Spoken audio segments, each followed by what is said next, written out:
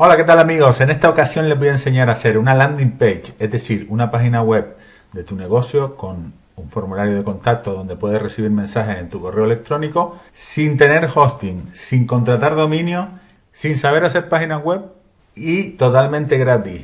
Puedes hacer una página web, yo he hecho una de mi negocio, aquí te la muestro y les voy a enseñar en este vídeo a hacerla desde cero. Para empezar a hacer todo esto nos vamos a ir primero que nada a una herramienta que se llama Google iStudio, que simplemente lo pones aquí en el navegador y ya te va a cargar el primero. Es una herramienta de inteligencia artificial de Google que nos va a facilitar mucho la tarea, ¿vale? Entonces aquí nosotros tenemos que describirle lo que queremos con todo detalle para que realmente la inteligencia artificial siempre hay que explicar las cosas muy detalladamente para que él sepa y lo que tiene que hacer y que no se vaya por las ramas, ¿vale? Entonces vamos a comenzar diciéndole, quiero hacer una